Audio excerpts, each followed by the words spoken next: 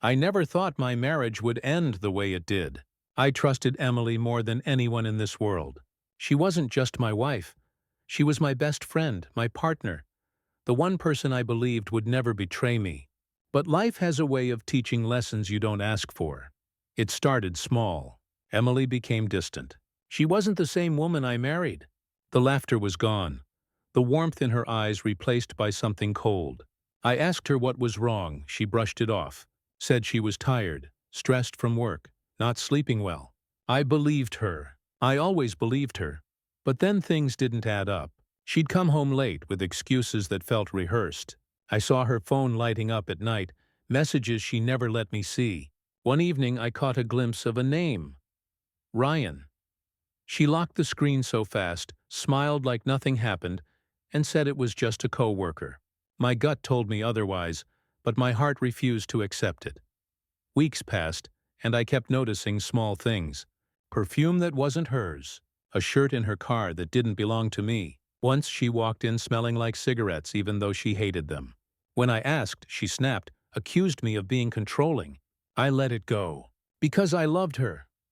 The truth came crashing down one Saturday night. I was coming home from my brother's house earlier than expected. As I pulled into the driveway, I noticed a motorcycle parked outside. Emily never liked bikers, said they were trouble, dangerous. But there it was, right in front of my house. I walked in quietly. What I saw upstairs destroyed me. Emily wasn't alone. Ryan was with her. A biker. Leather jacket thrown on the chair, boots by the bed. And my wife, laughing with him like I never existed. They didn't even notice me at first. The sound of their voices felt like knives in my chest. I stood there frozen, until Ryan finally looked up and smirked. "Guess the husband came home early," he said, calm, mocking. Emily's face turned pale. She tried to speak, but the words died in her throat. I didn't yell. I didn't fight. I just walked out, got in my car and drove. My hands were shaking on the steering wheel. My whole world collapsed in seconds. The next day, Emily acted like nothing happened. She wanted to talk, said it was a mistake, begged me not to throw away years of marriage. But I couldn't even look at her. My family found out quickly. My brother saw Ryan's bike outside that night. Word spread.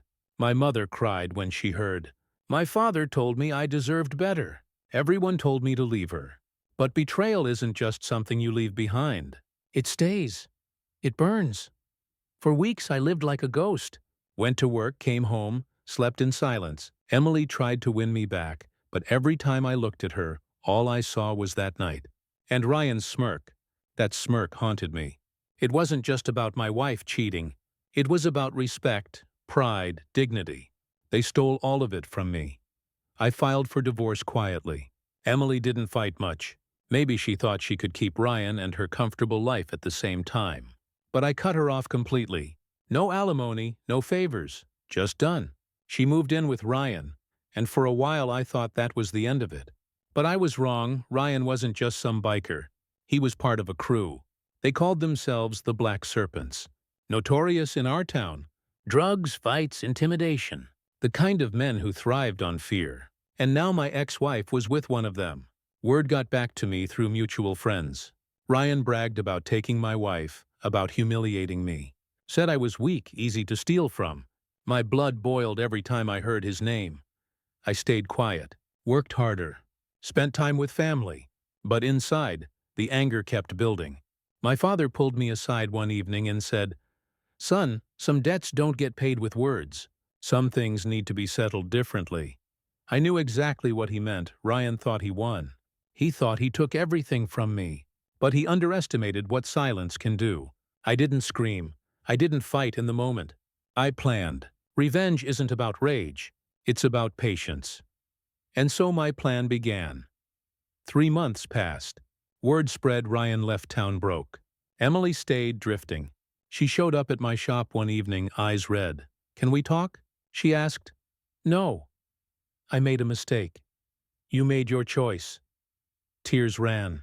"I thought he was better. He promised me everything. He used me." "That's not my problem." She stepped closer. "Please, just listen."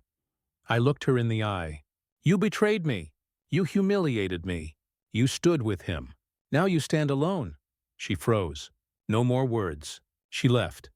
The next week I heard Ryan tried to scam another crew 2 towns over. They beat him, stripped his cut, left him in the street. He crawled away. Nobody's seen him since. Emily kept reaching out through friends. One message said, "I lost my job. I can't pay rent." Another said, "I miss you. I miss us." I deleted both. Razor's trial came. His own men testified to cut deals. He got 15 years. The serpent's name vanished. I kept moving. Bought a second shop. Hired 2 guys. Money grew steady. Emily's cousin ran into me at the grocery store. She whispered, "She's living back with her mom." People talk about how she ruined everything. She regrets it all. I nodded, walked away. One night I got a letter in the mail. Handwritten. "Emily, I don't expect forgiveness. I just want you to know I live with this every day. I thought leaving you was the right choice. Now I know I destroyed the only good thing I had. I'm sorry." I folded it, placed it in a drawer, never replied. She wanted closure. I wanted nothing. That was the revenge. 6 months later, business was booming. My shop had more work than I could handle. I hired 2 more mechanics, bought another property across town. Clients came steady. Reputation solid. Ryan resurfaced. Word was he tried to start a new crew, but nobody respected him. His name was Mud. Stories spread. Junk debt, broken promises, scams. He burned every bridge. A fight broke out at a bar when he tried to claim old connections. He left with a broken jaw. Emily worked part-time at a diner. People whispered. Every shift was reminders, every glance judgment. She looked smaller, worn out, older. One night after closing, she walked up to my truck. "I'm not here to beg," she said. "Good," I answered. I can't escape it. Everywhere I go, I'm the girl who ran off with Ryan. Even my mom calls me that. "Do you hate me?" I didn't hesitate. "No, I don't think about you enough to hate you." Her face cracked.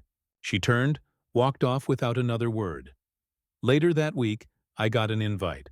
Local veterans group asked me to speak about rebuilding after setbacks.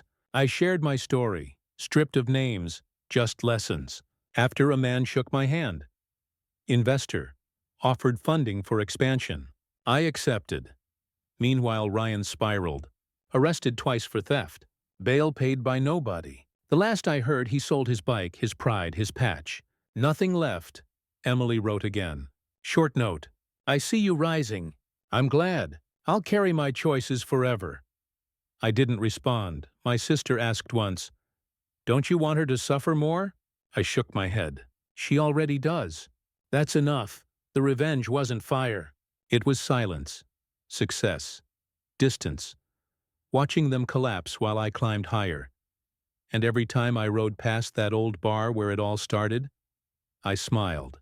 Not because I won, but because I walked away clean while they drowned in their own choices. 2 years later, life was unrecognizable. The shop had 3 locations, 20 employees, contracts with fleets. Money wasn't stress anymore. I moved into a farmhouse outside town, land stretching wide. Garage built bigger than most houses. Ryan's name came up less. When it did, it was always bad. He drifted city to city, picking up day jobs, burning them down. Drugs now. A mugshot online showed hollow eyes, nothing left of the man I once called brother. Emily faded too. I saw her once at the grocery store. She carried a toddler, no ring, no smile. She froze when she saw me, whispered, "Hi," then walked past fast. "I didn't chase," my sister laughed after. She looked like a ghost. I just nodded. "She is." I kept building. Started mentoring kids from broken homes, teaching bikes, teaching discipline. One kid asked, "Why you do this?" "Because no one did it for me," I said. Recognition grew. Local paper called me the man who turned betrayal into empire. I didn't correct them. One night I got a letter in shaky handwriting. From prison. "Ryan, brother, I messed up. I lost everything. I know I don't deserve it. But if there's any chance, help me." I folded it, set it in the drawer, never replied. Emily reached again too. Facebook message. I think about you every day. I ruined the only good thing I had. If I could turn back time, I would. I'm sorry, I read it once. Deleted it. Time did the work for me. Their lives crumbled. Mine thrived. No shouting, no public revenge, no scenes. Just distance, silence, patience. At my 10-year reunion, people surrounded me. Old classmates congratulated me, asked for advice. Then someone whispered, "Did you hear about Ryan?" I already knew. Overdose. Cheap motel, alone. And Emily? Last I heard, she lived with her parents, working odd jobs, barely scraping by, still carrying the label she chose for herself. When I drove home from the reunion, I realized something. I didn't feel triumph. Didn't feel pity. Just calm. Revenge wasn't fire or fury.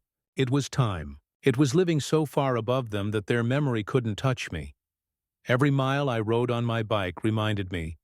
They tried to break me, but I built a life they could never touch. That was the ending. Silent, final, complete.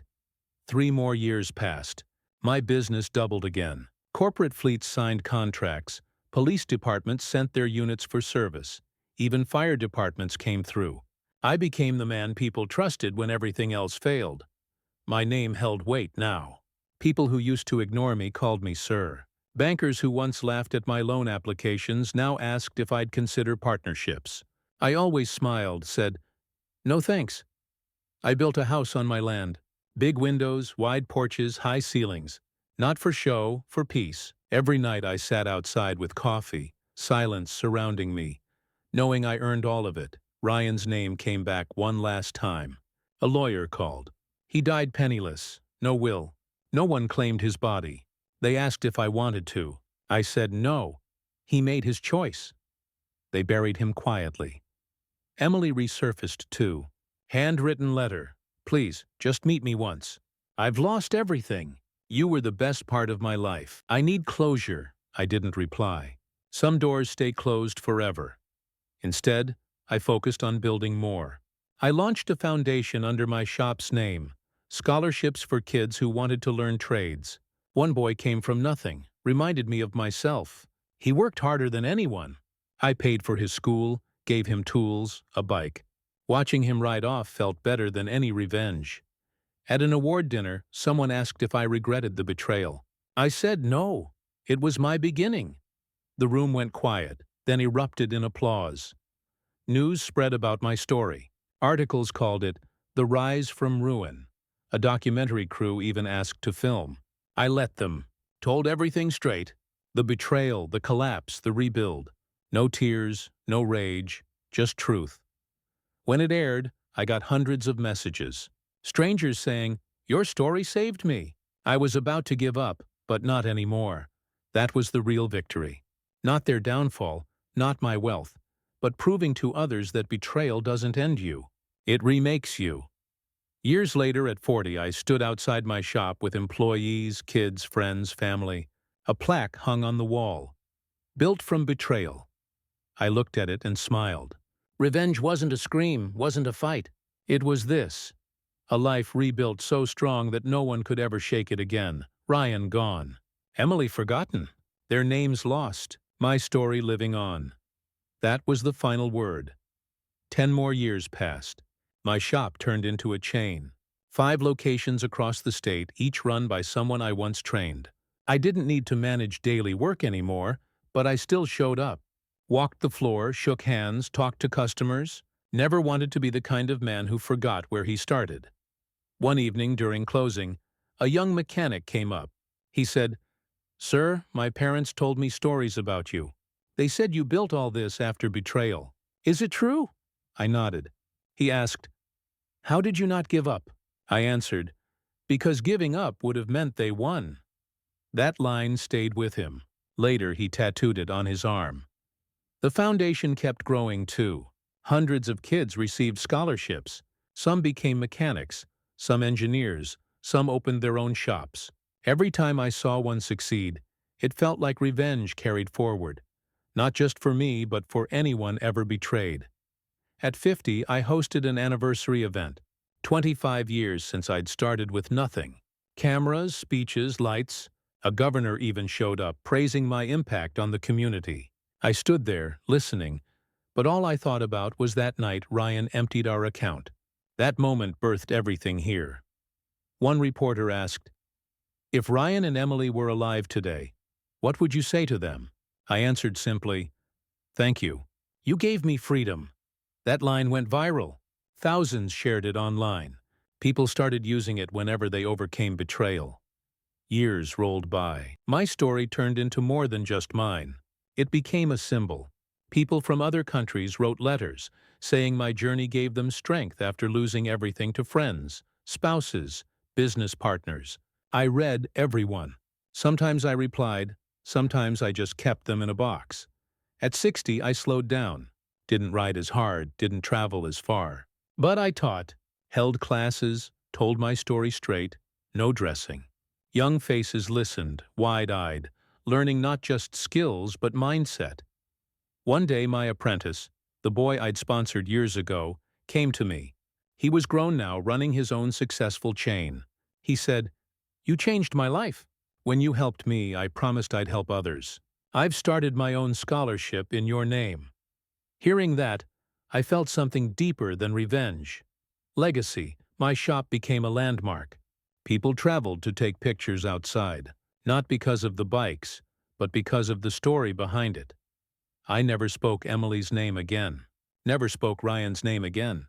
They faded, erased by time. Their betrayal was the spark, but their existence ended there. Mine kept going. When I turned 70, the mayor declared a day in my honor. Streets filled with bikes. Engines roared, thousands riding in formation. They called it the Ride of Redemption. I led the line, gray beard in the wind, still steady on my Harley. Looking back, I realized revenge wasn't about payback. It was about endurance, building so strong that their memory dissolved. But mine became unshakable. The world forgot them. The world remembered me, and that was the final justice. I'm not a ghost. I'm still here. Old, gray, slower than I used to be, but breathing. People thought I'd been buried years ago, but I never went under. I walked away from that life when the fighting ended, when revenge was complete. I disappeared because peace is something you can't buy. You have to steal it for yourself. Now I sit on my porch with my brothers, watching the sun fall behind the hills, telling these stories the way they happened. No filters, no lies, no fancy words, just truth. Ryan lost everything. Emily too. Their names never mattered after that. What mattered was what came next. Building something bigger than hate. My brothers and I built a place where outcasts could belong, where veterans could heal, where the broken could stand again. That became my real mission. I tell you this because most people never get to finish their story. Betrayal takes them out too early. But me? I lived long enough to tell mine. Every scar, every betrayal, every fight. It all made me who I am. And if you're listening to this now, know one thing: I'm not done yet. My story didn't end in the nursing home or in the courts or on the streets. It's still being written, 1 mile, 1 fight, 1 ride at a time. Because I'm still alive. And this is my life story.